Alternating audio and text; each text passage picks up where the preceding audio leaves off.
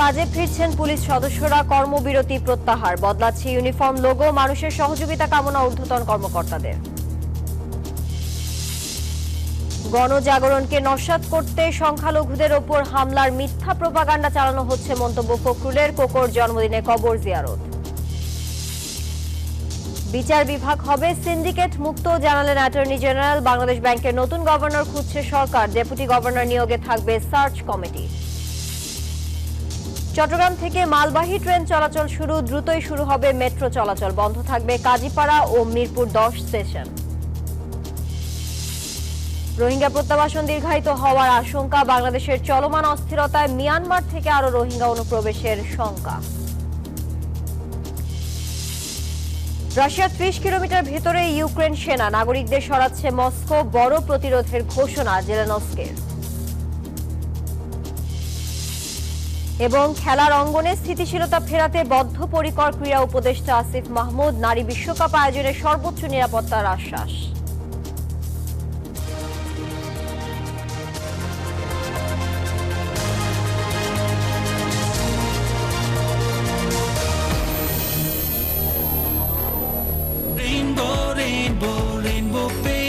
Rainbow Paints, the color of joy. স্বাগত news 24 দুপুর 12টার সংবাদে আপনাদের সঙ্গে আছি আমি তানিয়া হারুন। দেখছিলেন বসুন্ধরা টি সংবাদ শিরোনাম। শব্দের আরেক নাম, একদম ইউনিক স্ট্রাকচারাল ডিজাইনের কসমিক ডোর। এর ওয়াল থিকনেস ও রিপ থিকনেস বেশি থাকা থেকে 50 বছরেরও বেশি। কসমিক ডোর, নিশ্চিন্তে 50 বছর। এবারে বিস্তারিত। সারা দেশে সেনা সহায়তায় স্বাভাবিক হতে শুরু করেছে থানার কার্যক্রম। তবে অধিকাংশ থানা চালু হলেও পুলিশ সদস্যদের আতঙ্ক পুরোপুরি কাটেনি। শুরু হয়নি টহল কার্যক্রম। আস্থা সংকটের কারণে স্বাভাবিক কাজে ফেরা কঠিন হয়ে পড়েছে বলছেন তারা। কাজে ফিরতে সাধারণ মানুষের সহযোগিতা কামনা করেছেন পুলিশের ঊর্ধ্বতন কর্মকর্তারা।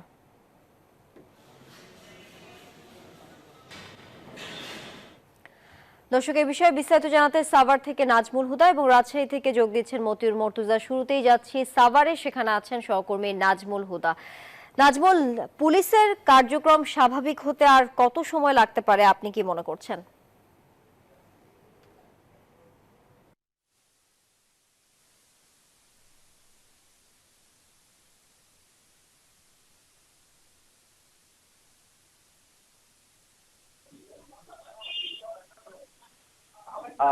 তারা সেনাবাহিনী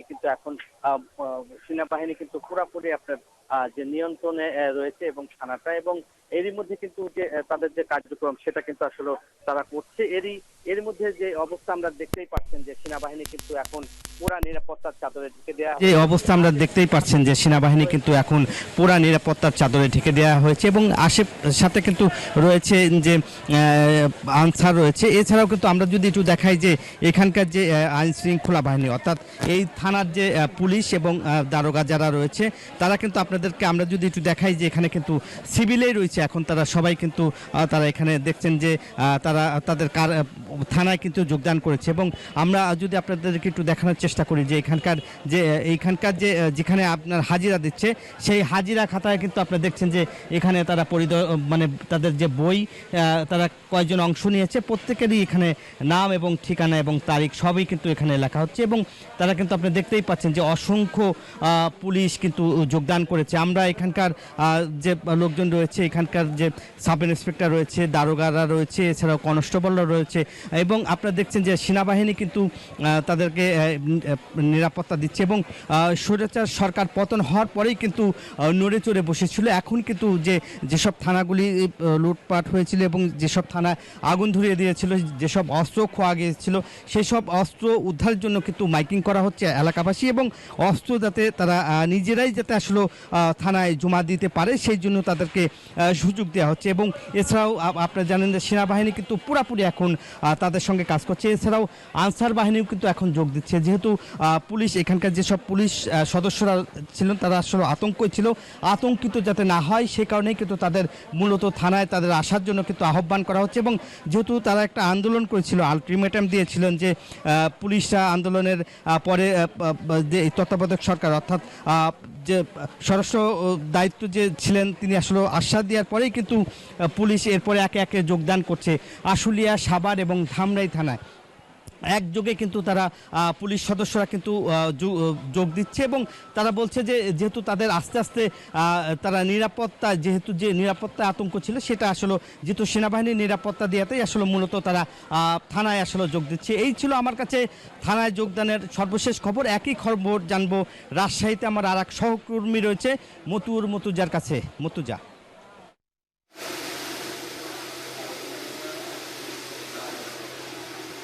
নাজমুল, আপনাকে ধন্যবাদ। আপনি যেমনটি বলছিলেন, রাজশাহীতেও কিন্তু গত 2 দিন থেকে সেনাবাহিনীর সহায়তায় থানার কার্যক্রম চলমান রয়েছে। রাজশাহীর যে মেট্রোপলিটন পুলিশ এবং জেলা পুলিশের যে সকল থানা রয়েছে সেসব থানায় কিন্তু এখন কার্যক্রম চলছে। মামলা গ্রহণ, জিডি সহ অন্যান্য যে প্রশাসনিক কার্যক্রম সেই সব প্রশাসনিক কার্যক্রম চলমান রয়েছে। আমরা নগরীর মতিহার থানায় রয়েছি, এখানে কিন্তু মামলাও গ্রহণ করা হচ্ছে। তবে আমরা পুলিশ কর্মকর্তাদের সাথে এবং থানার ভারপ্রাপ্ত কর্মকর্তাদের সাথে কথা বলেছি। তারা বলছেন যে কোনো অপারেশন কার্যক্রম চলমান না থাকলেও থানার যে প্রশাসনিক কার্যক্রম এবং অভ্যন্তরীণ যে কার্যক্রম সেই কার্যক্রম চলমান রয়েছে। তারা জিডি নিচ্ছেন, কিন্তু টহল কার্যক্রম কিন্তু এখনো ওইভাবে শুরু হয়নি। আগামী 2-1 দিনের মধ্যে হয়তো শুরু হবে বলে পুলিশ কর্মকর্তারা জানিয়েছেন। আমরা নগরীর মতিহার থানার ভারপ্রাপ্ত কর্মকর্তার সাথে কথা বলেছি, তিনি জানিয়েছেন যে মামলা গ্রহণ, জিডি সহ অন্যান্য যে অভিযোগ রয়েছে সেই অভিযোগ নেওয়া হচ্ছে, কিন্তু অপারেশনাল যে কার্যক্রম রয়েছে সেই কার্যক্রম এখনো শুরু হয়নি। আর আমরা অন্যান্য থানাতেও কথা বলেছি, তারাও একই কথা আমাদের জানিয়েছেন। যেমন আমরা রাজপাড়া থানায় কথা বলেছি, তারা বলেছেন যে লাশের ময়নাতদন্ত থেকে সুরতহাল প্রতিবেদন থেকে অন্যান্য যে কার্যক্রম সেগুলো চলমান রয়েছে। আর রাজশাহীর বেশ কয়েকটি থানা কিন্তু প্রচুর ক্ষতিগ্রস্ত হয়েছে, সেখানে অনেক পুলিশ সদস্যরও কিন্তু পোশাকও পুড়ে গেছে। সেই তারা হয়তো পোশাক তৈরি সহ সার্বিক প্রস্তুতি একদম সর্বাত্মক প্রস্তুতি নিতে আরো 2-1 দিন সময় লাগতে পারে। এই ছিল রাজশাহী থেকে সর্বশেষ। ফিরে যাচ্ছি স্টুডিওতে। মর্তুজা, আপনাকে ধন্যবাদ যুক্ত থাকার জন্য। এই যে আমার ব্যাংক আরএফএল গ্যাস স্টোভ, এর সায়েন্টিফিক নজল আর ব্রাশ বার্নার তাপকে সমানভাবে ছড়িয়ে খরচ বাঁচায় 25%। আরএফএল গ্যাস স্টোভ নিরাপদ ও গ্যাস সাশ্রয়ী। 304 ফুড গ্রেড স্টেইনলেস স্টিলে তৈরি, যা নিশ্চিত করে জংবিহীন সিঙ্কের আজীবন নিশ্চয়তা। আরএফএল কিচেন সিঙ্ক, স্বাস্থ্যকর কিচেনের চিরস্থায়ী সমাধান। ষড়যন্ত্রকারীদের প্রতি বিপ্লবের যে কোনো চক্রান্ত জনগণ রুখে দেবে বলে মন্তব্য করেছেন বিএনপি মহাসচিব মির্জা ফখরুল ইসলাম আলমগীর। সকালে রাজধানীর বনানী কবরস্থানে বিএনপির প্রতিষ্ঠাতা জিয়াউর রহমান ও চেয়ারপারসন খালেদা জিয়ার ছোট ছেলে আরাফাত রহমান কোকোর 55তম জন্মদিন উপলক্ষে তার কবরে ফাতেহা পাঠ ও দোয়া শেষে সাংবাদিকদের সামনে এমন মন্তব্য করেন তিনি। বলেন, ভারতীয় কিছু গণমাধ্যম ছাত্র জনতার ঐতিহাসিক বিজয় ও অন্তর্বর্তী সরকারকে ব্যর্থ করে দিতে মিথ্যা বানোয়াট প্রোপাগান্ডা চালাচ্ছে। বিদায়ী সরকারের লোকেরা জনগণকে বিভ্রান্ত করার চেষ্টা করছে। এ সময় অন্তর্বর্তী সরকারকে অতি দ্রুত একটি নিরপেক্ষ নির্বাচনের ক্ষেত্র তৈরি করার আহ্বানও জানান তিনি।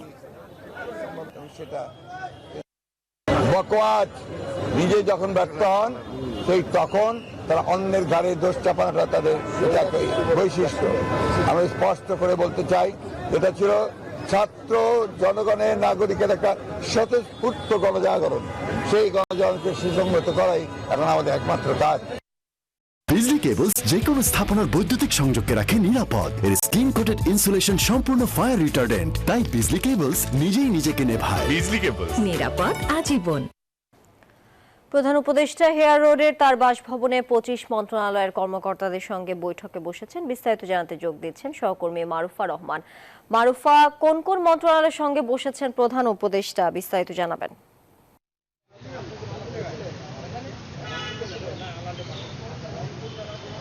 তানিয়া, অন্তর্বর্তীকালীন সরকারের প্রধান উপদেষ্টা ডক্টর মোহাম্মদ ইউনূস এই মুহূর্তে তার অধীনে থাকা 25টি মন্ত্রণালয় এবং বিভাগের সচিবদের সঙ্গে বৈঠক করছেন। বেলা 11টায় প্রধান উপদেষ্টার সঙ্গে তার যে কার্যালয় এবং বাসভবন যমুনা সেখানে এই বৈঠকটি শুরু হয়েছেন এবং একাধিক যারা সংশ্লিষ্ট এই উপদেষ্টা মন্ত্রীর সঙ্গে সেখান থেকে আমরা জানতে পেরেছি যে মন্ত্রিপরিষদ বিভাগ সংশ্লিষ্টরা এই বৈঠকে কর্মপরিকল্পনা প্রস্তুত করবেন। এবং এর আগে আপনি জানেন যে কোটা সংস্কার আন্দোলনের প্রেক্ষাপটে 5 আগস্ট প্রধানমন্ত্রী পদত্যাগ করে দেশ ছাড়ার পরে প্রধানমন্ত্রীর পদ থেকে শেখ হাসিনা পদত্যাগ করে দেশ ছাড়ার পরে 8 আগস্ট অন্তর্বর্তী সরকার গঠন হয় এবং 17টি 17 জন সদস্য এই অন্তর্বর্তী সরকার গঠন করে। প্রধানমন্ত্রী পদত্যাগের পরে সাবেক প্রধানমন্ত্রী পদত্যাগের পরে প্রধান উপদেষ্টা ডক্টর মোহাম্মদ ইউনূসের দায়িত্বে থাকা মন্ত্রণালয় এবং বিভাগগুলো হলো মন্ত্রিপরিষদ বিভাগ, প্রতিরক্ষা মন্ত্রণালয়, সশস্ত্র বাহিনী বিভাগ, শিক্ষা মন্ত্রণালয়, সড়ক পরিবহন ও সেতু মন্ত্রণালয়, খাদ্য মন্ত্রণালয়। ক্রমান্বয়ে এভাবে যে মন্ত্রণালয়গুলো আছে, গৃহায়ন ও গণপূর্ত মন্ত্রণালয়, ভূমি মন্ত্রণালয়, বস্ত্র ও পাট মন্ত্রণালয়, কৃষি মন্ত্রণালয়, বিজ্ঞান ও প্রযুক্তি মন্ত্রণালয়, রেলপথ মন্ত্রণালয়, জনপ্রশাসন মন্ত্রণালয়, বিদ্যুৎ, জ্বালানি ও খনিজ সম্পদ মন্ত্রণালয়, নৌ পরিবহন মন্ত্রণালয়, পানি সম্পদ মন্ত্রণালয়, মহিলা ও শিশু বিষয়ক মন্ত্রণালয়, এছাড়া দুর্যোগ মন্ত্রণালয় রয়েছে। তো সব মিলিয়ে এই মন্ত্রণালয়গুলোর সাথে যুক্ত যে সচিবরা, তাদের সঙ্গে বৈঠক করে আসলে পরবর্তী করণীয় নিয়ে সিদ্ধান্ত আজকে হবে।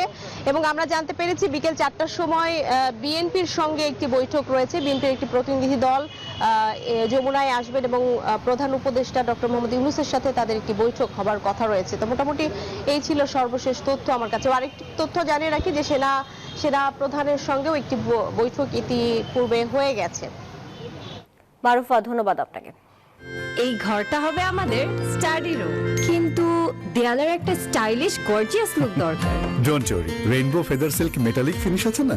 রেইনবো ফেদার সিল্ক মেটালিকের স্পেশাল অ্যাক্রিলিক ইমালশন দেয়ালকে দেয় সিল্কি স্মুথ ফিনিশ, আর স্পেশাল পার্ল পিগমেন্টস নিশ্চিত করে বিউটিফুল মেটালিক গ্লিটার এফেক্ট। দেয়ালকে দিতে স্টাইলিশ গ্লো আছে Feather Silk Metallic by Rainbow. Rainbow Paints, the colour of জয়।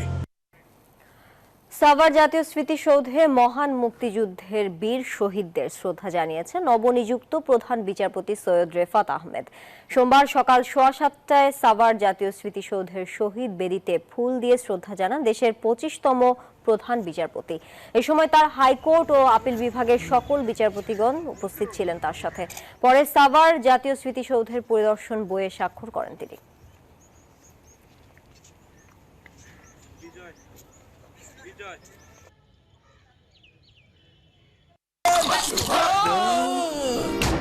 আমি এই চেয়ারে বসবো না।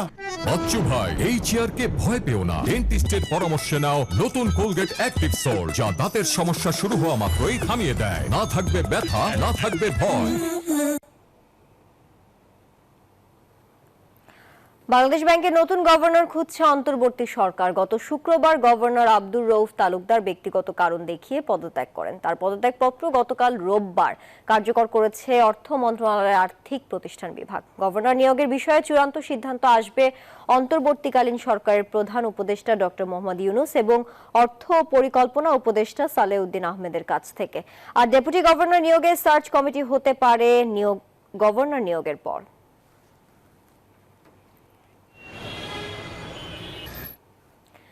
দীর্ঘ 22 দিন পর চট্টগ্রামে ধীরে ধীরে স্বাভাবিকের পথে ট্রেন চলাচল। সকালে চট্টগ্রাম থেকে ছেড়ে গেছে পণ্যবাহী ট্রেন।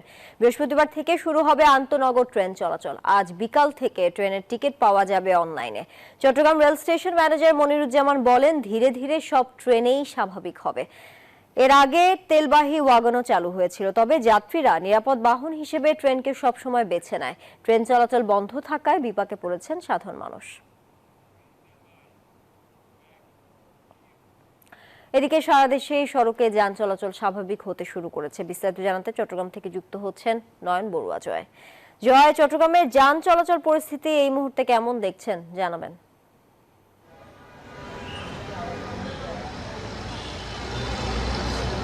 ধন্যবাদ তানিয়া। আমরা এর আগের ঘন্টায় কিন্তু দেখানোর চেষ্টা করছি। আজকে থেকে ট্রাফিক পুলিশ আসতে শুরু করেছে। চট্টগ্রামের বিভিন্ন পয়েন্টে ট্রাফিক পুলিশের দেখা মিলছে। দেখতে পাচ্ছি আমরা ক্যামেরার চোখে কিন্তু একটু দেখাতে যাচ্ছি। তারা সড়কে এসেছেন 6 দিন পর, 7 দিনের মাথায় তারা এখানে এসেছেন, যেহেতু আতঙ্ক তাদের রয়েছে। তো 5 আগস্ট যখন থানাসহ বিভিন্ন জায়গায় হামলা করা হয়েছে, ঠিক ওই সময় তারা বিভিন্ন জায়গায় তারা সরে গেছেন। এরপর থেকে তারা আর কাজে যোগ দেয়নি। তবে আজকে থেকে তারা যোগ দিয়েছেন। একই সাথে সাধারণ মানুষ যারা আছেন, এমনকি আমরা দেখছি ট্রাফিক পুলিশ নামার পর কিছুটা স্বস্তি দিচ্ছে। একই সাথে আমরা দেখেছি এতদিন ট্রাফিক পুলিশ না থাকলেও এখানে শিক্ষার্থী যারা আছে তারা এই যে শৃঙ্খলার কাজে তারা নেমেছেন। ওই সময়ও কিন্তু যানজট কিছুটা কম ছিল, তবে পরিবহনের চাপও কিছুটা কম ছিল। আজকে পরিবহনের চাপ কিছুটা বেড়েছে, এই কারণে ট্রাফিক পুলিশ যখন নামছে তো সাধারণ মানুষ বলছেন আর যানজটের সম্ভাবনা নাও থাকতে পারে। আমি একটু কথা বলতে চাচ্ছি, আমার পাশে আছে সার্জেন আছেন কামরুল, আমরা পুলিশের টিআই আছেন আসলে ইন্সপেক্টর পুলিশ কামরুল। আমরা একটু জানতে চাচ্ছি আজকে থেকে কয়টি পয়েন্টে আপনারা নেমেছেন? চট্টগ্রাম মেট্রোপলিটনে আমাদের 5টি পয়েন্টে আমাদের কার্যক্রম চালু হয়েছে। তো আস্তে আস্তে সবগুলো পয়েন্টেই কার্যক্রম চালু হবে। এটা পুলিশ কমিশনার স্যারের নির্দেশে সবগুলো পয়েন্টেই কার্যক্রম স্বাভাবিক হবে আমাদের। আর এখানে যারা শিক্ষার্থী আছে তাদের সাথে আমরা একটু কথা বলতে চাচ্ছি। এখানে যারা শিক্ষার্থীরা আছেন তাদের সাথে কথা বলতে চাচ্ছি। আজকেও আপনাদেরকে আমরা দেখছি সড়কের মধ্যে, তো কেমন লাগছে আসলে যে সড়কে যানবাহনের শৃঙ্খলা? এখন আমরা তো বিগত কয়েকদিন ধরে কাজ করে আসছি, আমরা দেখছি এখন যেহেতু ট্রাফিক পুলিশরা চলে এসেছে, আমার মতো এখন সড়কে অনেকটাই শৃঙ্খলার মধ্যে চলে এসেছে। কারণ শিক্ষার্থীরা আসলে পারবে না, কারণ ট্রেনিং ছাড়া আমাদের কোনো ট্রেনিং নেই। আমরা জাস্ট দেশের সেবা করার জন্য মূলত এখানে এসেছিলাম। এখন দেখা যাচ্ছে ট্রাফিকরা যদি আমরা তাতে সাহায্য করছি, ইনশাল্লাহ আর কিছুদিনের মধ্যে হয়তো আরও শৃঙ্খলা ফিরে পাবে, একদম রাস্তা ফুল ক্লিয়ার থাকবে সবসময়।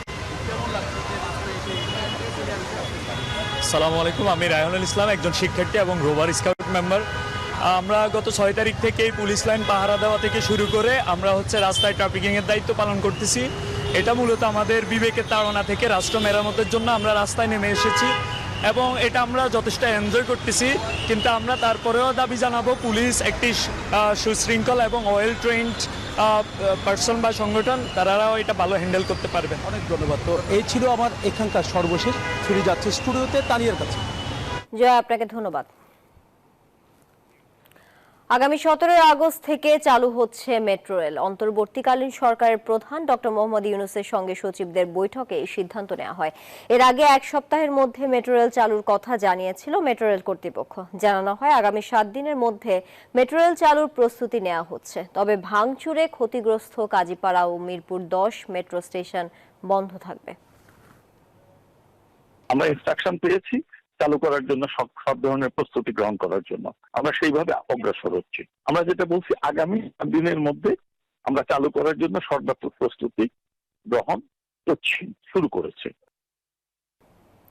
দুপুর 12টার সংবাদে বিরতি নিচ্ছি, ফিরছি আরো খবর নিয়ে, সাথেই থাকুন।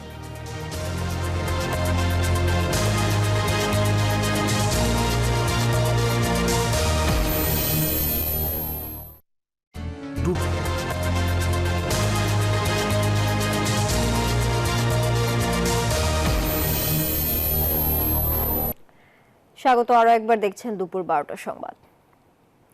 মিয়ানমারের যুদ্ধাবস্থার কারণে রোহিঙ্গা প্রত্যাবাসন প্রক্রিয়া আরো দীর্ঘায়িত হওয়ার আশঙ্কা তৈরি হয়েছে। রোহিঙ্গা নেতারা বলছেন তাদের দেশে ফেরার শুধু অনিশ্চয়তাই তৈরি হয়নি, চলমান পরিস্থিতির সুযোগে বাকি রোহিঙ্গাদেরও বাংলাদেশে ঠেলে দিতে যাচ্ছে জান্তারা। খুব সহসাই পরিস্থিতি উন্নতির সম্ভাবনা ক্ষীণ বলছেন বিশ্লেষকরাও। মিয়ানমারে চলমান অস্থিরতায় রাখাইন রাজ্যের হাজার হাজার রোহিঙ্গা বাড়িঘর ছেড়ে বাংলাদেশ সীমান্তবর্তী নাফ নদীর পার্শ্ববর্তী এলাকায় আশ্রয় নিয়েছে। অনুপ্রবেশের সময় নৌকাডুবিতে নিহত নারী শিশু সহ অনেক মরদেহ ভেসে আসছে নাফ নদী ও সেন্ট মার্টিনে। এদিকে ড্রোন হামলায় 2 শতাধিক রোহিঙ্গাকে হত্যার খবর দিয়েছে আন্তর্জাতিক গণমাধ্যম। বাংলাদেশের বর্তমান রাজনৈতিক পরিস্থিতিকে টার্গেট করেই মিয়ানমারে এমন তাণ্ডবলীলা দাবি রোহিঙ্গা নেতাদের। এতে প্রত্যাবাসন প্রক্রিয়া আরো অনিশ্চিত হচ্ছে এমন শঙ্কা তাদের। মিয়ানমার সরকার নির্যাতন করছে, আর মা বোনদের খাইছে মাঝে জালিয়ে ফুজিয়ে বসে বিভিন্ন নির্যাতন শুনে আর তার মাঝে বেলা কোলাছিলে বর্মার বাংলাদেশের বর্ডার মাঝে বেগুন হয়ে পারে তো বাংলাদেশের সরকার হয়ে পারে সরকার রদ্দবদলি নয়া সরকার বুয়া করে তারা কন্ট্রোল করা করে তারা আর চলিব না নিয়ে তারা কমিউনিটি তারা পাবলিক সিভিলের চলিব হেতম মাঝে আর বর্মাই যদি ইংলিশ সাড়ে দলি এই সাড়ে বেলে দলি ইয়ান বেশা বেশি জুলুম। অস্থিরতা বাড়ায় নতুন করে অনুপ্রবেশের শঙ্কায় আছেন স্থানীয়রাও। অন্তর্বর্তীকালীন সরকারের কাছে সীমান্তে কড়া নজরদারি সহ নিরাপত্তা জোরদারের দাবি তাদের।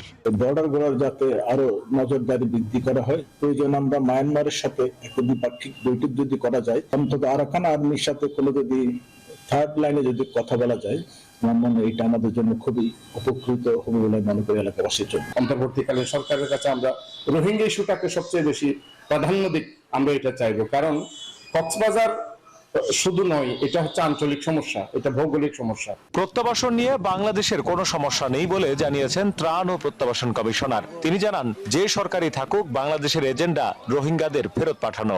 সব সরকারই 1 নম্বর এজেন্ডা হচ্ছে প্রত্যাবাসন। সমস্যাটা হচ্ছে মিয়ানমারের। তাদের কোন সরকারের সাথে এখন আমরা আলোচনা করবো সেটি এখনো স্থির করতে পারিনি। যদি রাখাইন পরিস্থিতি কিছুটা স্থিতিশীল হয়, হয়তো বা প্রত্যাবাসনের আলোচনা হয়তো শুরু হবে। নিরাপত্তা বিশ্লেষকরা বলছেন, মিয়ানমার সীমান্তে নতুন অনুপ্রবেশ ঠেকানো বাংলাদেশের নতুন সরকারের জন্য বড় চ্যালেঞ্জ হয়ে দাঁড়াবে। রোহিঙ্গাদের নতুন করে ঢল বা রোহিঙ্গা সমস্যা নতুন করে কোনো ধরনের উৎপাত যদি শুরু হয়, তাহলে সরকারকে সেদিকে অনেকটা নিজেদের নজরদারি করতে হবে। বর্তমানে কক্সবাজারের বিভিন্ন রোহিঙ্গা ক্যাম্পে 12 লাখেরও বেশি মিয়ানমারের বাস্তুচ্যুত রোহিঙ্গা নাগরিক আশ্রিত অবস্থায় আছে। Desk report, news 24।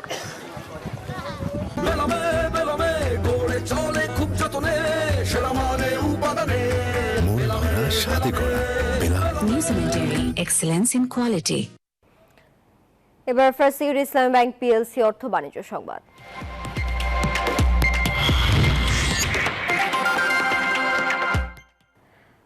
ভারতে আদানি গ্রুপের অর্থ কেলেঙ্কারিতে যুক্ত ছিলেন Securities and Exchange Board of India সেবির প্রধান মাধবী পুরী। মার্কিন গবেষণা প্রতিষ্ঠান হিন্ডেনবার্গ রিসার্চ প্রকাশ করেছে এই তথ্য। এক প্রতিবেদনে ভারতীয় সংবাদ মাধ্যম টাইমস অফ ইন্ডিয়া এই তথ্য জানায়। হিন্ডেনবার্গ রিসার্চে বলা হয়েছে, গৌতম আদানিরা যে অর্থ সরিয়েছে তার অংশীদার ছিলেন সেবি প্রধান। কেলেঙ্কারিতে সম্পৃক্ত ছিলেন তার স্বামী ধবল বুচো। এমন খবর প্রচারের পরই আলোড়ন তৈরি হয় ভারতের রাজনীতিতে।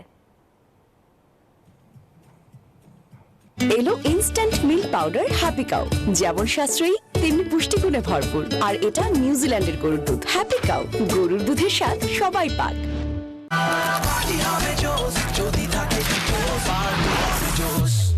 পাপরিকা আর মেক্সিকান মশলার মাইন্ড ব্লাস্টিং ফ্লেভারের ডিটোস। পার্টি হবে জোস যদি থাকে ডিটোস। দুপুর 12টার সংবাদে আবারও বিরতি নিচ্ছি, সাথে থাকুন।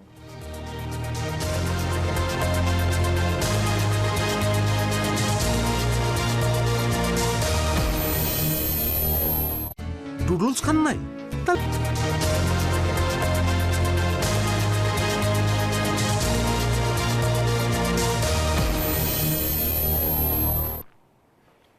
দুপুর 12টার সংবাদে স্বাগত আরও একবার। এবারে আন্তর্জাতিক প্রসঙ্গ।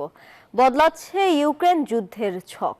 রাশিয়ার 30 কিলোমিটার ভিতরে প্রবেশ করেছে ইউক্রেনীয় সৈন্যরা।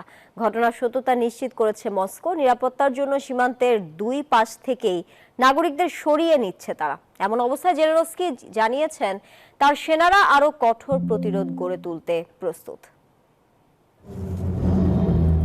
2022 সালের ফেব্রুয়ারিতে ইউক্রেনে পূর্ণমাত্রায় রুশ আক্রমণ শুরু করার পর দেশটির ভূখণ্ডের সবচেয়ে গভীরে ইউক্রেনের সেনারা। রাশিয়ার কাছে ইউক্রেনের এই হামলা ছিল অপ্রত্যাশিত। হামলায় অপ্রস্তুত রাশিয়া নিরাপত্তার জন্য সীমান্তের দুই পাশ থেকে নাগরিকদের সরিয়ে নিচ্ছে।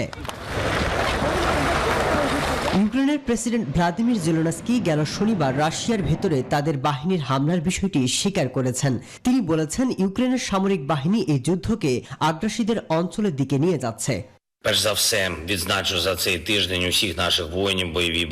সামরিক বিশেষজ্ঞদের চোখে রাশিয়ার ভেতরে ইউক্রেনের এই হামলা ক্রেমলিনের দুর্বলতাকে সামনে এনেছে। তবে রুশ প্রেসিডেন্ট ভ্লাদিমির পুতিন এটিকে বড় ধরনের উস্কানি হিসেবে দেখছেন। রুশ সেনাপ্রধানের দাবি, ইউক্রেনের হামলা ঠেকানো হয়েছে, তবে ইউক্রেন সেনাদের এখনও সীমান্তের ওপারে পাঠানো যায়নি। কুরুক্স অঞ্চলে বাড়তি সেনা পাঠানোর পর পরিস্থিতি স্বাভাবিক রয়েছে, তবে ইউক্রেন দ্রুত সেখানে সেনা বাড়াচ্ছে। এমন অবস্থায় রাশিয়া ইউক্রেন যুদ্ধ ভিন্ন দিকে মোড় নিতে শুরু করেছে বলেও মত অনেকের। মাসুদ রানা, নিউজ 24। সামাজিক যোগাযোগ মাধ্যমে ছড়িয়ে পড়া বাংলাদেশের সংখ্যালঘু নির্যাতনের বেশিরভাগ ভিডিও ভুয়া ও গুজব। এই তথ্য জানিয়েছে বিবিসির ফ্যাক্ট চেকাররা। তারা জানান, ভারত থেকে বেশিরভাগ ভিডিও ছড়ানো হয়েছে। সংবাদ মাধ্যমটির ফ্যাক্ট চেকাররা জানান, হিন্দুদের উপর ব্যাপক অত্যাচার হচ্ছে বলে যেসব ভুয়া পোস্ট সামাজিক মাধ্যমে ছড়িয়ে পড়েছিল তার বেশিরভাগই ভারতীয় বিভিন্ন অ্যাকাউন্ট থেকে পোস্ট করা হয়েছে। কিছু গুজব ছড়ানো হয় বাংলাদেশের ভেতর থেকেও। তথ্য যাচাই করতে গিয়ে বিবিসি দেখেছে উঠেছে শুধু হিন্দু নয়, ভাঙচুর আর জ্বালাও পোড়াও হয়েছে মুসলমানদের ঘরবাড়িতেও। এসব ঘটনা ধর্ম নয় বরং রাজনৈতিক সম্পৃক্ততাকে কেন্দ্র করেই ঘটেছে বলে দাবি তাদের।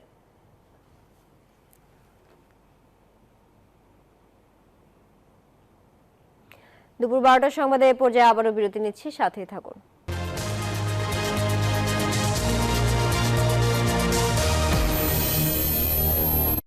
নুডলস খান নাই? তাহলে তো নুডলসই খান নাই। নুডলস খান নাই তো নুডলসই খান নাই।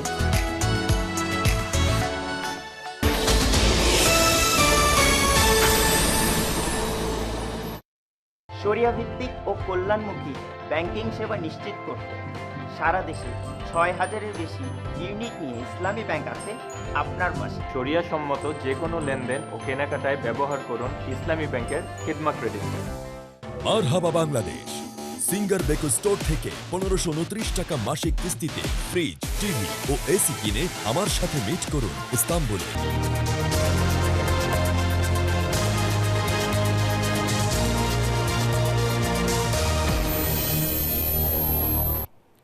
দুপুর 12টার সংবাদে স্বাগত আরও একবার। এবারে খেলার খবর। ক্রীড়াঙ্গনে স্থিতিশীলতা ফিরিয়ে আনতে বদ্ধপরিকর নতুন ক্রীড়া উপদেষ্টা আসিফ মাহমুদ।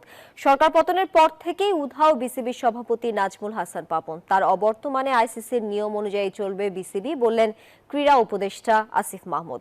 এছাড়াও অক্টোবরে দেশের মাটিতে অনুষ্ঠিত হতে যাওয়া নারী বিশ্বকাপ নির্বিঘ্ন করতে সর্বোচ্চ নিরাপত্তা ব্যবস্থা দিতে প্রস্তুত অন্তর্বর্তীকালীন সরকার। তুমুল গণ আন্দোলনের মুখে শেখ হাসিনার সরকার পতনের পর থেকেই উধাও বিসিবির প্রেসিডেন্ট নাজমুল হাসান পাপন। তিনি কোথায় আছেন এ ব্যাপারে এখনো কিছুই জানেন না কেউ। এমন পরিস্থিতিতে অভিভাবক শূন্যতায় পড়েছে বিসিবি। প্রায় প্রতিদিনই সাবেক বোর্ড পরিচালক ও বর্তমান কমিটি বিরোধীরা মিছিল মিটিং করছেন বিসিবির সামনে।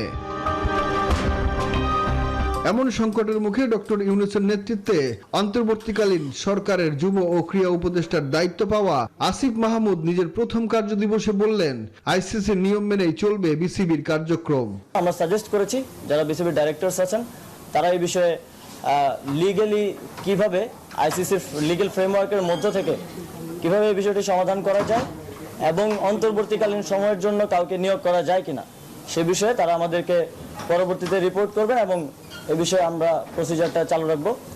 অক্টোবরে নারী বিশ্বকাপ আয়োজনের কথা বাংলাদেশের, তবে বর্তমান পরিস্থিতির কারণে পিছু হাঁটতে শুরু করেছে আইসিসি।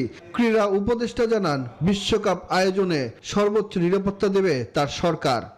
নারী টি-20 বিশ্বকাপের বিষয়ে আমরা বিসিবির সাথে কথা বলেছি। যেই ইস্যুগুলো হচ্ছে তার মধ্যে সবচেয়ে গুরুত্বপূর্ণ হচ্ছে সিকিউরিটি এনশিওর করা। সিকিউরিটি এনশিওর করার ব্যাপারে স্টেট লেভেল থেকে কিছু কাজ করার ব্যাপার আছে। এছাড়া ক্রীড়া উপদেষ্টা নিজের প্রথম কার্যদিবসে জানান শেখ হাসিনা যুব উন্নয়ন ইনস্টিটিউটের নাম পরিবর্তন করতে চান তিনি। সুগন সরকার, নিউজ 24, ঢাকা। দুপুর 12টার সংবাদ এখন এ পর্যন্তই। ধন্যবাদ সবাইকে।